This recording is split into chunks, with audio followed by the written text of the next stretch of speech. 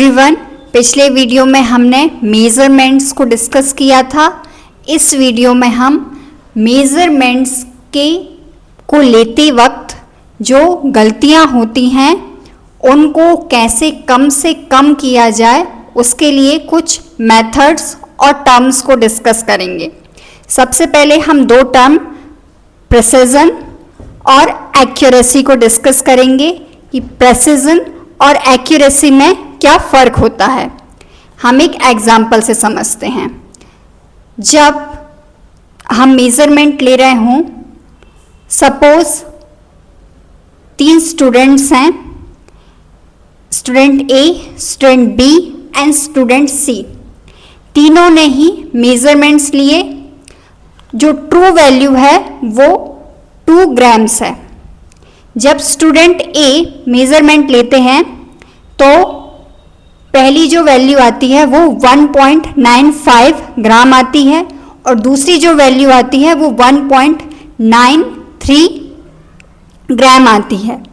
ये जो वैल्यूज़ हैं ये प्रिसाइज हैं, लेकिन ये एक्यूरेट वैल्यू नहीं है क्योंकि ये एक दूसरे के क्लोज हैं, लेकिन ये ट्रू वैल्यू जो 2 ग्राम है, 2 ग्राम है, उससे क्लोज नहीं है, इसलिए ये एक्यूरेट नहीं है। जब स्टूडेंट बी मेज़रमेंट लेते हैं तो पहली जो वैल्यू आती है, पहला मेज़रमेंट लेने पर जो वैल्यू आती है वो 1.94 ग्राम आती है और दूसरी बार मेज़रमेंट लेने पर जो वैल्यू आती है वो 2.05 ग्राम आती है। ये दोनों ही वैल्यूज़ ना तो प्रिसाइज हैं और ना ही एक्यूरेट हैं। जब स्टूडेंट सी मेज़रमेंट लेते हैं तो पहला जो वैल्यू आता है वो 2.01 ग्राम आता है और दूसरा जो वैल्यू आता है वो 1.99 ग्राम आता है। ये जो दोनों वैल्यूज़ हैं ये प्रिसाइज भी हैं और एक्यूरेट भी हैं क्योंकि ये एक दूसरे के भी करीब हैं और जो हमारी ट्रू वैल्यू है उसके भी करीब हैं। हम डिस्कस कर चुके हैं केमिस्ट्री, एटम्स और मॉलिक्यूल्स की स्टडी है और एटम्स और मॉलिक्यूल्स की स्टडी के दौरान हमें बहुत बड़े बड़े और बहुत छोटे छोटे नंबर्स का कैलकुलेशन करना होगा। जैसे कि आपकी स्क्रीन पर एक हाइड्रोजन गैस का एग्जाम्पल दिया हुआ है।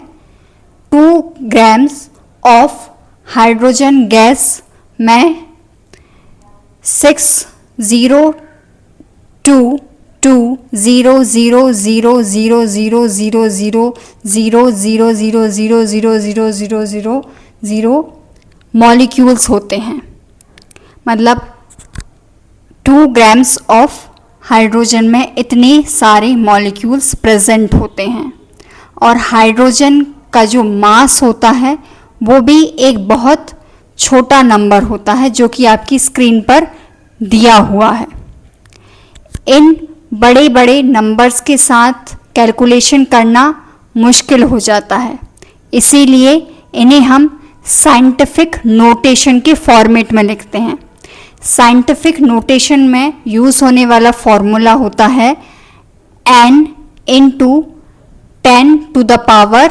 स्मॉल n कोई भी पॉजिटिव या नेगेटिव वैल्यू हो सकती है और कैपिटल N एक ऐसा नंबर हो सकता है जो 1.000 से लेकर 9.999 के बीच में वेरी करता हो।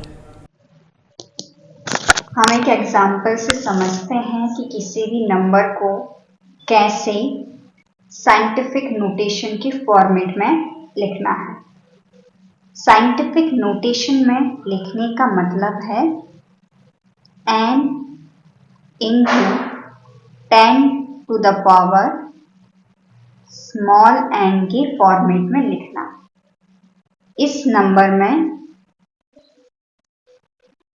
n की प्लेस पर हमें एक ऐसा नंबर पुट करना है जो कि 1.000 से लेकर 9.999 999 के बीच में वेरी करता हूँ। इस नंबर में हमारे एग्जाम्पल नंबर 1 में वो नंबर है जो कि कैपिटल N के प्लेस पर आएगा, वो है 6.022 और 10 की पावर में हम उस वैल्यू को डालेंगे जो हमें इस 6 तक की काउंटिंग पर मिलेगी। तो यदि हम 6 तक काउंट करें तो 1 2 3 4 5 6 7 8 9 10 11 12 13 14 15 16 17 18 19 20 21 22 23। तो हम 23 को 10 की पावर में लगा देंगे। क्योंकि हमने लेफ्ट की तरफ मूव किया है, इसलिए हमारा जो पावर है वो एक पॉजिटिव वैल्यू है। यदि हम राइट की तरफ मूव करते तो वो एक नेगेटिव वैल्यू होता है। जैसे कि ये सेकंड एग्जांपल में हम कैपिटल N की प्लेस पर 1.6 को रखेंगे, क्योंकि ये 1 से लेके 9.99 के बीच में वेरी करने वाला एक नंबर है। और स्मॉल n की प्लेस पर हम उस वैल्यू को रखेंगे जो हमें फर्स्ट डिजिट तक काउंट करने पर मिलेगा, 1 2 3 4। क्योंकि हम राइट की तरफ मूव कर रहे हैं तो हमारा जो पावर है वो माइनस में होगा, तो ये आ जाएगा -4। इस तरीके से हम किसी भी नंबर को साइंटिफिक नोटेशन के फॉर्मेट में कन्वर्ट कर सकते हैं। नेक्स्ट टॉपिक जो हमें डिस्कस करना है वो है सिग्निफिकेंट फिगर्स। सिग्निफिकेंट फिगर्स का मतलब होता है किसी भी नंबर में कितने मीनिंगफुल डिजिट्स हैं। इसके कुछ रूल्स होते हैं। पहला रूल है कि all non zero digits are significant. किसी भी नंबर में जो नॉन ज़ीरो डिजिट्स होंगे वो सब सिग्निफिकेंट कहलाएंगे। जैसे कि हमारे इस पहले एग्जाम्पल में जो फर्स्ट एग्जाम्पल है हमारा वो है 285। तो इस नंबर में कितने सिग्निफिकेंट फिगर्स हैं? इस नंबर में 3 सिग्निफिकेंट फिगर्स हैं, क्योंकि इस नंबर में 3 नॉन ज़ीरो डिजिट्स हैं। सेकेंड एग्जाम्पल है 0.25। इस एग्जाम्पल में इस नंबर में कितने सिग्निफिकेंट फिगर्स हैं? तो इस एग्जाम्पल में 2 सिग्निफिकेंट फिगर्स हैं, क्योंकि इसमें 2 नॉन ज़ीरो डिजिट्स हैं। सेकेंड रूल होता है कि zeros preceding to first non zero digit are not significant. वो ज़ीरोस जो हमारे नॉन ज़ीरो डिजिट के पहले आएंगे वो सिग्निफिकेंट नहीं होंगे। जैसे कि 0.03 में इस नॉन ज़ीरो डिजिट्स के पहले आने वाले जो ज़ीरोज़ हैं वो सिग्निफिकेंट नहीं होंगे। तो इस नंबर में जो सिग्निफिकेंट फिगर होगा वो होगा 1, क्योंकि इसमें सिर्फ एक ही नॉन ज़ीरो डिजिट है और इसके पहले आने वाले जो ज़ीरो हैं वो as a significant figure count नहीं होंगे। दूसरे एग्जाम्पल में 2 सिग्निफिकेंट फिगर होंगे। थर्ड रूल ये कहता है कि zeros between 2 non zero digits are significant.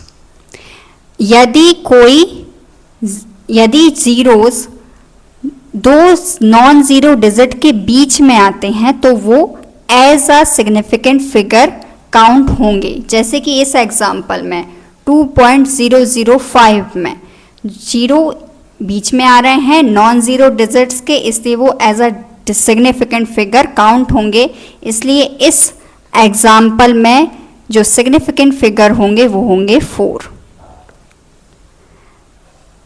Next rule ये कहता है कि ज़ीरो एट द एंड और right of a number are significant provided they are on the right side of the decimal point, वो जीरोस जो at the end या तो right side of the number आएंगे वो सब सिग्निफिकेंट फिगर होंगे, भले ही वो डेसिमल पॉइंट के बाद में भी आते हों तब भी वो as a significant figure count होंगे। जैसे कि ये फर्स्ट एग्जांपल में कितने सिग्निफिकेंट फिगर्स होंगे, तो इस फर्स्ट एग्जांपल में 3 सिग्निफिकेंट फिगर्स होंगे, क्योंकि जो राइट साइड में आने वाले जीरोस हैं या at the end of the number आने वाले जीरोस हैं वो भी as a significant figure count होंगे। सेकेंड एग्जाम्पल में जो सिग्निफिकेंट फिगर्स होंगे वो 4 होंगे, क्योंकि एंड में आने वाले जीरोस और डेसिमल पॉइंट के बाद आने वाले जीरोस भी as a significant figure count होते हैं। तो यहाँ पे सिग्निफिकेंट फिगर 4 हो जाएंगे। Exact number have an infinite number of significant figures. जो भी हमारे एग्जैक्ट नंबर होते हैं जैसे कि 2, इसमें infinite number of significant figures होंगे, क्योंकि हम डेसिमल के बाद कितनी भी जीरोस पुट कर सकते हैं, इसलिए इसमें कितने सिग्निफिकेंट फिगर्स हो जाएंगे, infinite number of significant figure हो जाएंगे।